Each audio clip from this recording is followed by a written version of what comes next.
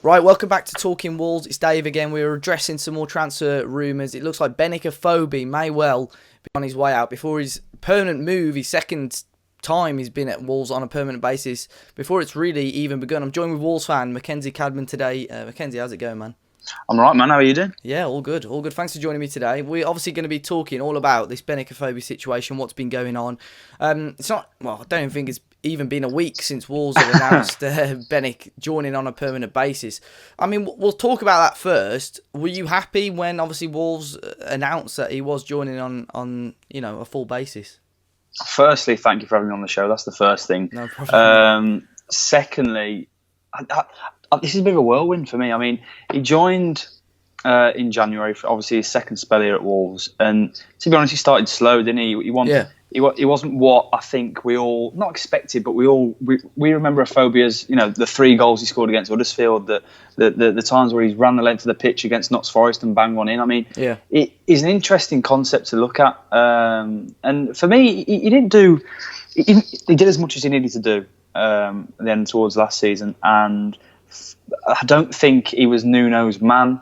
I think he was kind of just brought in and told to come in a kind of way. The fans did want him. Personally, I didn't. I didn't think he could grow into the team. Yeah. But in terms of him actually being there next season, well, it's a bit of a difficult one now. I mean, it's the quickest transfer saga I've ever seen for Wolves. 7 days in, 2 days out. It's quite, isn't it? But I think, it's going to be interesting. He's as well, he comes across as a nice bloke. I mean, the bloke was crying his eyes out, come to the training ground, move in for the second time. I mean, in a way, I feel a bit sorry for him about what's happening. But for Wolves and obviously what Kevin Thirlwell and the team are doing, it's interesting. Yeah, I mean, well, when we initially signed him, I agree. I think at times, I think the board and the club knew we needed a striker at the time. If Bonatini seemed to dry up slightly, Rafa Mir came in and wasn't quite the man again we all expected him to be. Obviously, I doubt many Wolves fans knew who he was before he signed for Wolves, but he sort of record looked okay, and then Afobe coming in, people were thinking, we may easily, win the league now. But again, as you say, he started off quite slow. I think his goals to minute ratio this season has been okay for Wolves, but he did miss a few good chances. For me, him coming in, fair enough, because I think we need the sort of homegrown player rule as such needs that to be covered. So he comes in and obviously covers that for us. There were some question marks over the price tag that Wolves spent. I think it was anywhere, I mean, I've seen a few fees reported, anywhere between sort of 10 and 12.5 million, I think. For me, you're not going to find many better English strikers at that price. You'll find one or two, but not many. But yeah, as you say, it's very, very strange. So Wolves have obviously confirmed that, and then I first saw it reported by The Sun. That was put on the Talking Wolves Twitter, and everyone wrote it off. So, it's The Sun. But then the Telegraph, a lot of bigger press medias were reporting it, even Express and Star jumping on it now. So what do you make of it all? Obviously, Wolves, as I say, rumoured fee of between probably 10 and 12.5 million. Looks like we might be selling him off for sort of 12.5, 13 million. What are your thoughts on the whole situation? I think it's clever. That's the main word that I'm going to grasp from the whole situation. I think it's clever. But I think what's happened is, obviously, when he came in January, Bournemouth have put a contract clause in his contract, and they've probably said, you know what, if you want him at the end of the season, you can pay 10 to 12, whatever the fee is. I reckon it's about 11, some at 12 or whatever. And what's happened is Wolves obviously taken it, and you know what, they've thought he was all right towards the back end of the season. He was good. He's done well for Wolves in the past, but for us to move into the Premier League and be competitive, as everyone keeps on saying, I don't think he's the man. I really don't. I think nice bloke, good player, has held his own for Wolves really over the seasons he's been there. But I think we are now growing so fast, and I mean, even these Patricio rumours, even these Cancelo rumours, even it's the unknown for Wolves, and I think in a way we had that massive clear out a couple of seasons ago. And I think we need to. He's too. I don't know what the word is, but I think he just needs to. He probably is a good. Even if we kept him, and he didn't sign for Stoke, and we sent him out on loan to a Stoke or a Swansea or somebody who's just gone down. Personally, I think that's a great move, not only for the club to keep him. You know what? If he scores 15 goals in the first half of the season, we'll have him straight back in January and stick him up front in the Premier League and see what he can do. But I think for him personally, a loan move to Stoke or a loan move to Swansea or even a permanent is one better for Wolves than it is for him. But you know what? We're moving so fast. We're going to leave Deadwood behind, and I think, you know what, he might just fall in that category. Well, yeah, I think I suggested this on one of the videos over the last week or so, that it's going to become really weird over the next couple of years, because a lot of this team might not even be here in a couple of years in a good way. We're going to move on so quickly that like we're going to start to forget how quick we're moving, and we're going to be upset when these sort of players are leaving. So like in 2 or 3 years' time, we'll think, remember when we had Benik Afobe? In the same way that we're saying now, you remember when we had Grant Holt, Yannick Sagbo, and so on. Matt Cooper, who's also on Talking Wolves, he quoted the tweet all about Afobe because Sky Sports had reported it saying Stoke were in advanced talks. So that's obviously when people were sort of thinking it was getting more serious. He put that it's the type of ruthlessness that Wolves haven't shown in previous years.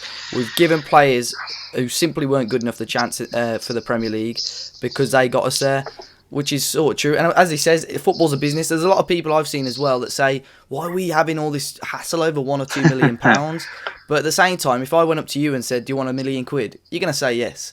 That's going to cover, Neves' wages for a year, or the wages of a player, or signing on fee for a player coming in. It looks like Wolves as well. If he goes, it may be a straight swap as well. Someone there linked with Wolves, Willian Jose from Sociedad. If Benik Afobe goes, the money straight away might be straight put back on a different striker to come in. Yeah. I think we know, Mackenzie, that Benik Afobe, as you say, if we want to be that sort of top half of the table, Afobe obviously isn't going to get us there, is he? He's just not going to score you 20 goals a season, is he? And I don't even think he's going to score you 15 in the Premier League.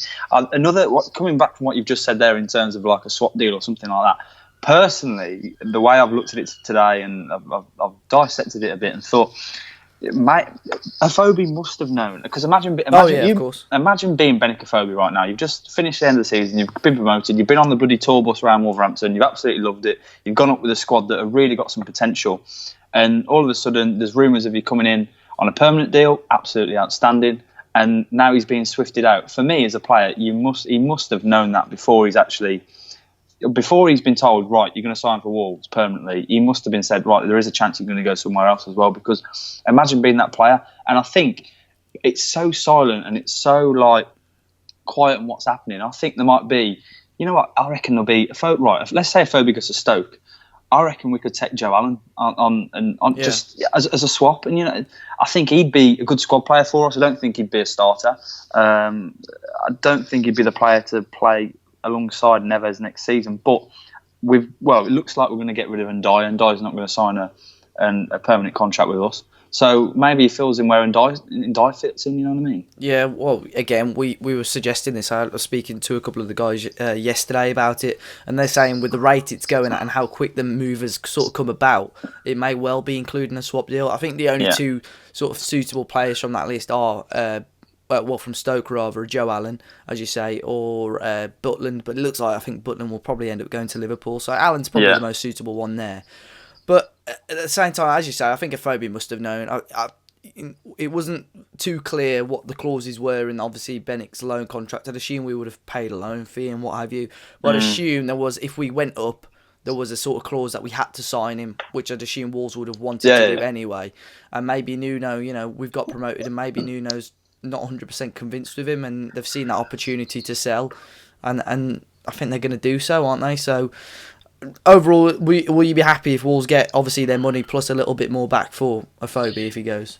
I mean, I'll be buzzing. I think, like I said at the start, for me personally, he wasn't the answer to our questions in January. We needed a big striker, and he was kind of the not fallback, but you can understand why they loaned him. He can be reliable.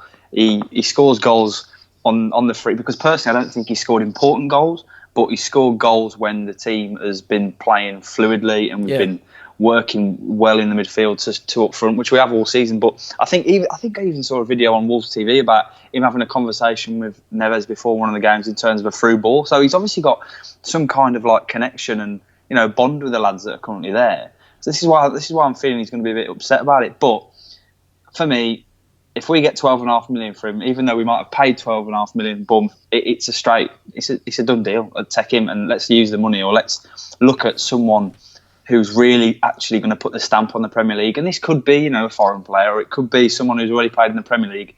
But for me, he's not the man, and he's served his purpose. He's served Wolves well. The fans have loved him. But thank you, Benik. It's time to move on, I think.